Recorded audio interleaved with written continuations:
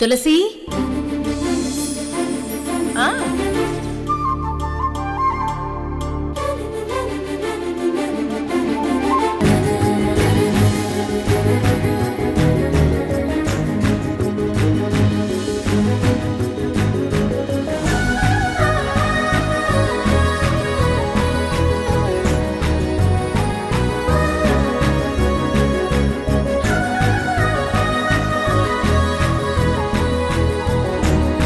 విష్ణు, ఇది కల కాదు, నిజమే కదా?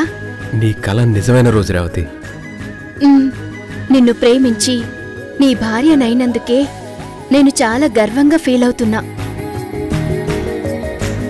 అలాంటిది ఇప్పుడు నేను డిప్యూటీ తహసీల్దార్ భార్యనని చెప్పుకోవడానికి ఇంకా గర్వంగా ఫీల్ అవుతాను. ఈ జనరేషన్లో ఎవరిష్టాలు వాళ్ళవే అన్నట్టు బ్రతికేస్తున్నారు, ఈగోలతో విడిపోతున్నారు. కాని నీలా భార్య ఇష్టాన్ని గౌరవించే భర్తలు ఎంతమందున్నారు? కాని నా మాట కోసం నువ్వు నిలబడ్డావు. నేను ఏదైతే కోరానో అది సాధించడానికి నువ్వు చాలా కష్టపడ్డావు. Thank you Vishnu. Love you so much. Love you Revathi. నిన్ను చూస్తుంటే నాకు కూడా చాలా ప్రౌడ్గా ఉంది. నేను ఇంత కష్టపెట్టినందుకా? కష్టపడే అలవాటు చేయడం కూడా ఒక గొప్ప విషయమే. కష్టపడితే ప్రతిఫలం ఉంటుంది. నేను గర్వంగా ఫీల్ అవుతుంది ఈ విషయం గురించి కాదు. మరి కొత్తగా వచ్చిన భార్య నాకిది కావాలి అది కావాలి అని చెప్పేసి తన ఆశల లిస్ట్ చెప్పకుండా భర్త మంచి పొజిషన్లో ఉండాలని ఒక ఆశయం భర్తగా ఫిక్స్ చేయడం గొప్ప విషయం కదా. కోడలుగా వచ్చిన ఆడపిల్ల కూతుర్ని కనాలా కొడుకుని కనాలా అని ఆలోచించడం మానేసి కొద్ది రోజుల పాటు ఫస్ట్ నైటే పోస్ట్ పోన్ చేయడం గొప్ప విషయం కాదా? అటెండర్ ఉద్యోగమే ఈ జీవితానికి ఎక్కువ అని జీవితాంతం ఇలా బతికేయాలని నిర్ణయించుకున్నాక నాలో ఒక కొత్త ఆలోచన తీసుకొచ్చి మోటివేట్ చేశావు. నన్ను కండిషన్స్లో పెట్టావు, క్రమశిక్షణతో నడిపించావు. మొత్తానికి డిప్యూటీ తహసీల్దార్ని చేశావు. ఇదంతా నీ వల్లే సాధ్యమైంది. All credit goes to my wife Revathi. Credit అంతా నాకే ఇచ్చేస్తుంటే ముద్దు చేస్తున్నావయ్యా. కాస్త బెండవచ్చు కదా.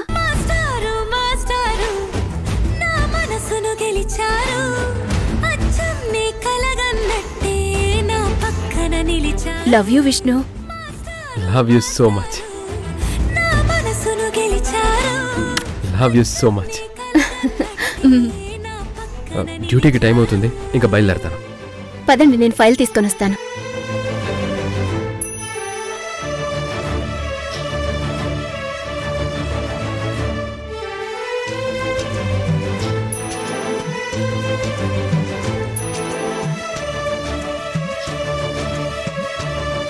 విష్ణు, విష్ణు, విష్ణు.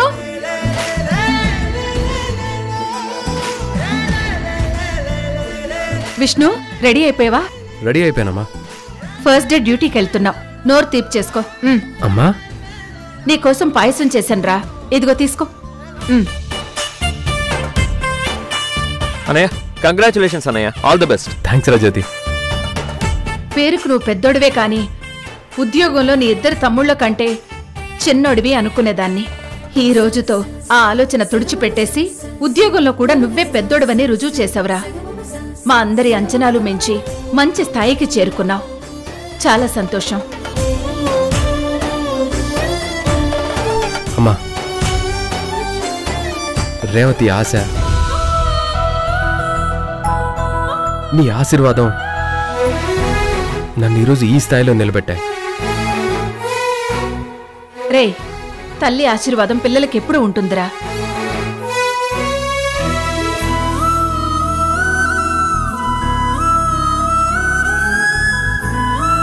కాని నిన్నీ స్థాయిలో నిలబెట్టింది మాత్రం రేవతినేరా.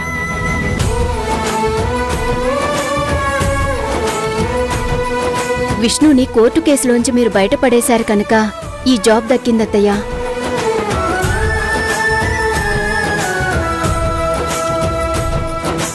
అవునమ్మా.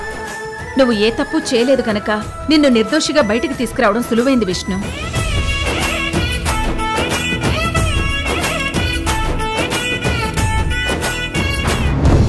తల్లి కొడుకుల ప్రేమ అస్సలు తట్టుకోలేకపోతున్నాను.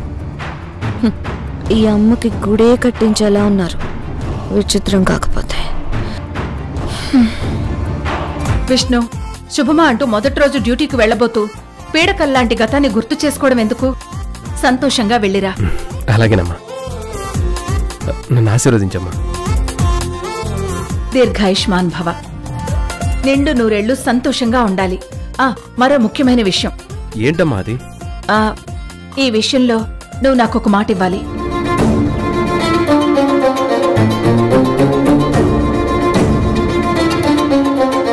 ఏంటో చెప్పండి అత్తయ్యా. అడగండి అత్తయ్యా. అడుగమ్మా. చేసే అన్ని ఉద్యోగాలు వేరు, ప్రజాసేవతో కూడుకున్న ఉద్యోగాలు వేరు.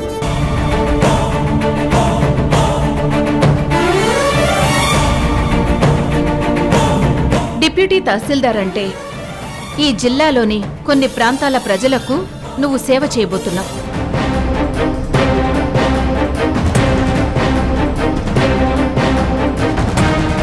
సేవ చేసే మార్గంలో నీ స్వార్థాన్ని, నిజాయితీని పరీక్షించడానికి లంచం రూపంలో నీకెన్నో అవకాశాలు వస్తాయి.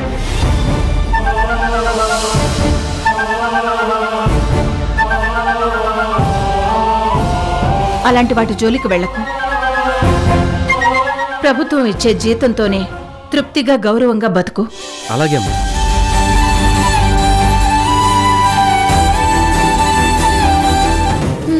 ఆ కొడుకుతో ఇలాగే మాట తీసుకుని చెడగొట్టింది. ఇప్పుడు పెద్ద కొడుకుని అదే మార్గంలో నడిపించాలని చూస్తుంది.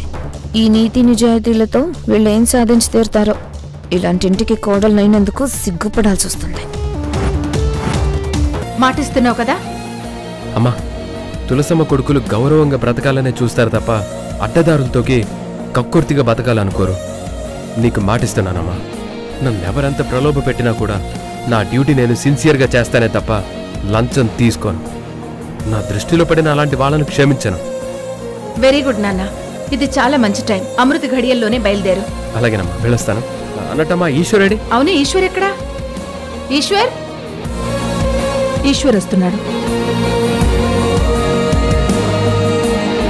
గుడ్ మార్నింగ్ అన్నయ్య.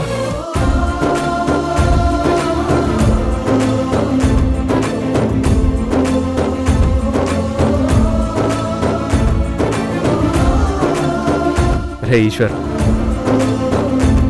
నేను నీకు ఇలా సెల్యూట్ చేస్తే ఏంటన్నయ్యా ఇది? అలా సెల్యూట్ చెయ్యొద్దు అనేవాడి నువ్వే. ఇప్పుడు నువ్వే నాకు చేస్తున్నావు.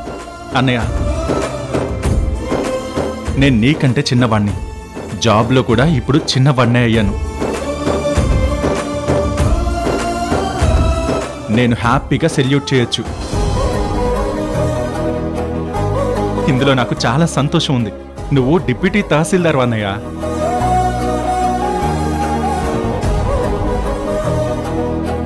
రేవతి వదిన, అన్నయ్యని ఆ లెవెల్లో చూడాలని కలలుగన్నావు. ఇప్పుడు అదే జరిగింది. నువ్వు హ్యాపీయే కదా? చాలా చాలా హ్యాపీగా ఉంది జ్యోతి.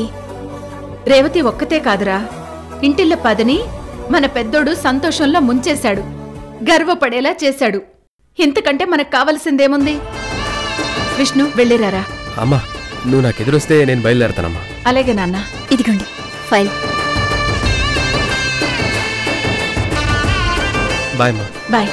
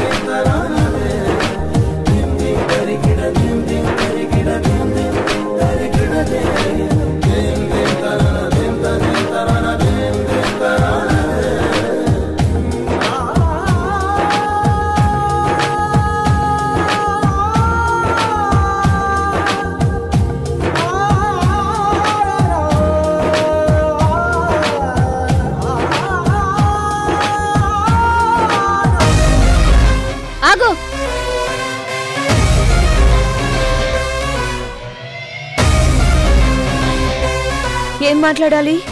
నీ కల నెరవేరిందని చెప్తావు అంతేనా? నా కల నెరవేర్చుకోవడానికి నేనెంత కష్టపడ్డానో, నా విష్ణు ఎంత కష్టపడ్డాడో నాకు తెలుసు. నా విష్ణుని ఎగ్జామ్ రాయనివ్వకుండా ఒకసారి హాల్ టికెట్ దాచేసి డిస్టర్బ్ చేశావు. ఆ నందినితో చేతులు కలిపి ఒకసారి గంజాయి కేసులో విష్ణుని ఇరికించి డిస్టర్బ్ చేశావు.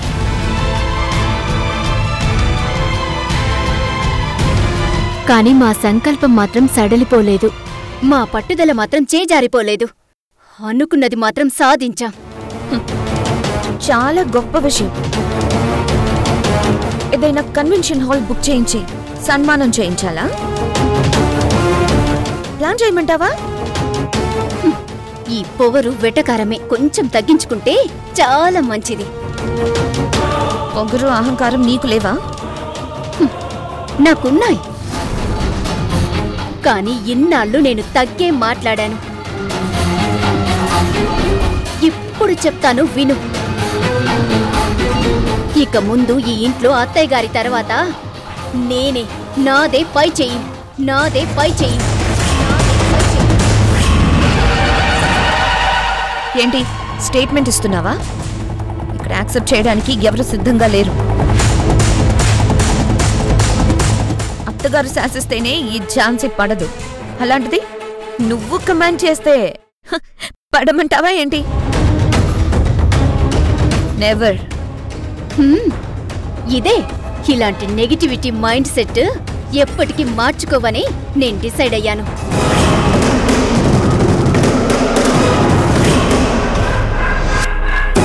ఏం డిసైడ్ అయ్యావు? వెళ్ళి హెచ్ఓడిని కలువు, నీకే తెలుస్తుంది. ఏం సాధించావు? నీ పిఏ పోస్ట్కి రిజైన్ చేశాను, రిజైన్ చేశాను, రిజైన్ చేశాను.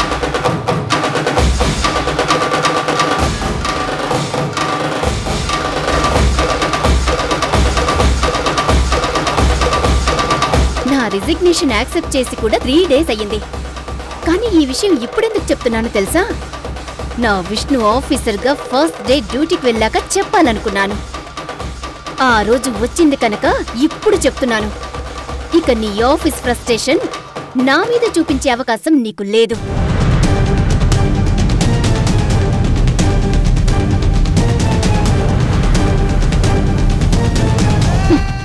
నా భర్తను మంచి స్థాయిలో చూడాలని ఆశ నేను పడితే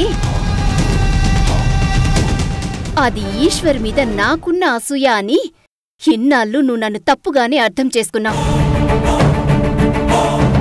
కానీ అన్ని తప్పులకు సరైన ట్రీట్మెంట్ పెద్ద కోడలిగా నేనిస్తాను.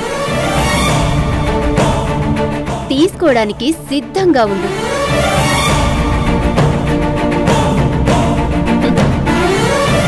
నిల్చొని కొలలు కనే అలవాటు నీకుంది, అందుకే ఇలా వాగుతున్నావు. ఝాన్సీ, ఇది నా వాగుడు కాదు. ఇన్నాళ్ళు నువ్వు చూసిన రేవతి వేరు, ఇక మీదట చూడబోయే రేవతి వేరు. ఇళ్ళగానే పండగ అయిపోదు. నీ భర్త ఆఫీసర్ అవ్వగానే లైఫ్లో సెటిల్ అయిపోయినట్టు కాదు. సెటిల్మెంట్స్ గురించి నేను ఎప్పుడూ ఆలోచించలేదు. సంతోషంగా గౌరవంగా బ్రతకాలని నేను ఆశపడ్డాను. ముందు ముందు మమ్మల్ని చూసి నువ్వు ఇంకా ఇంకా కుళ్ళుకునే రోజులొస్తాయి.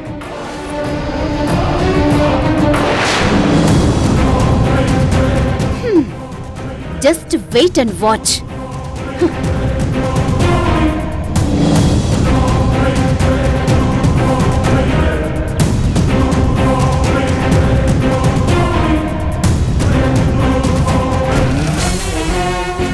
సంతోషం ఈ ఝాన్సీ చూడ్డం. ఈ ఝాన్సీ ఈగో హర్ట్ చేస్తే నా రియాక్షన్ ఇంకెంత వైల్డ్గా ఉంటుందో నువ్వు చూస్తావు. నీకింక ఏది సవ్యంగా నడవదు.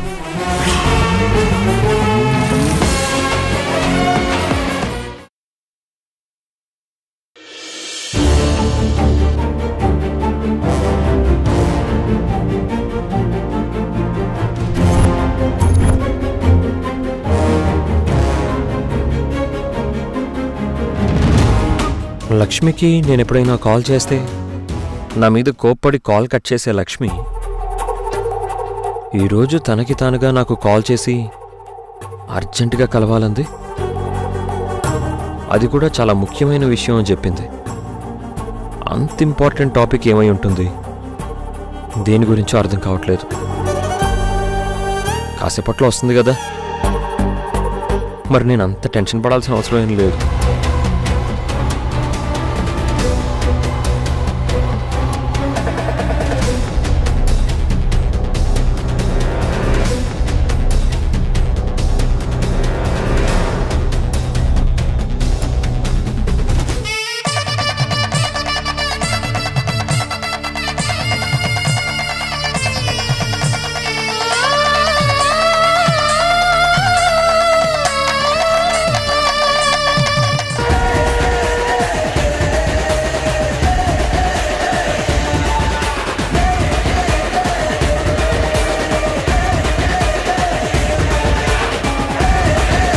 ఇదేంటి రాణిని వెంట పెట్టుకొని వస్తుంది?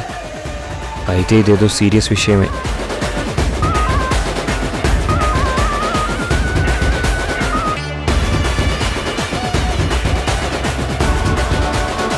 జ్యోతి, ఐఎమ్ సారీ, నిన్ను చాలాసేపు వెయిట్ చేయించినట్టున్నాను. లక్ష్మి, నీకోసం 7 జన్మలు ఎదురు చూసేంత ఓపిక నాకుంది. అలాంటిది ఈ 5 మినిట్స్ 15 మినిట్స్ పెద్ద కౌంటేం కాదు. సూపర్ బావా. పంచ్ అంటే ఇది, ప్రేమ అంటే ఇది. చెప్పారా లక్ష్మి, జ్యోతిరాదిత్య ఇంకా నిన్ను చాలా డీప్ గా ఆరాధిస్తూనే ఉన్నాడని? ఆరాధనలో ఉన్నవాడే ఇంత డీప్ గా తన లవ్ ఫీల్ చెప్పగలడు. జ్యోతి, నువ్వు నన్ను ఎంత ప్రేమించావో, ఇప్పుడు ఎంతగా ఆరాధిస్తున్నావో నాకు తెలుసు. నాకంటూ పెళ్ళైపోయింది కనుక ఈ ప్రేమలు ఆరాధనలు వల్ల నీకెలాంటి ప్రయోజనం ఉండదు.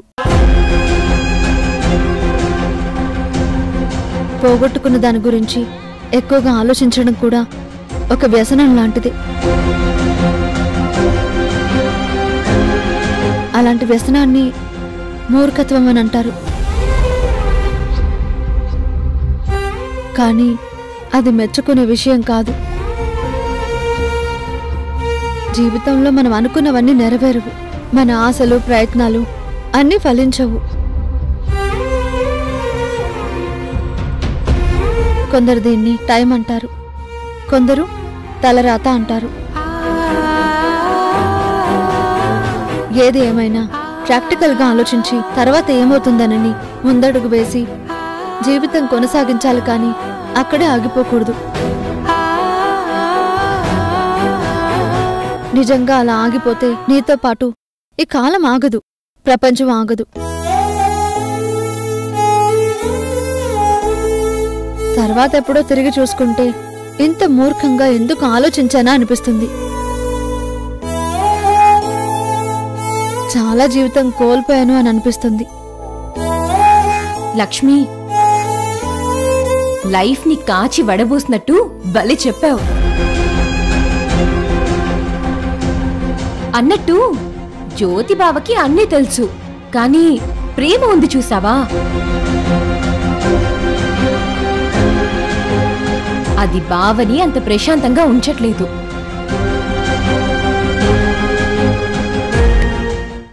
మనం కొనాలనుకున్న డ్రీమ్ విల్లా రిజిస్ట్రేషన్ అలాగే పెండింగ్ లోనే ఉంది. కానీ 5 కోట్లంటే అంత డబ్బు అడ్జస్ట్ చేయడానికి నీ ముందు చాలా మార్గాలున్నాయి. నా ముందు ఎన్ని దారులున్నా అవినీతి దారి మాత్రం నేను ఎంచుకోను. అయితే ఇదే నీ ఫైనల్ డెసిషన్ అన్నమాట. నేను నో అనే చెప్తాను. అయితే విడాకులు తీసుకోవడానికి సిద్ధంగా ఉంది.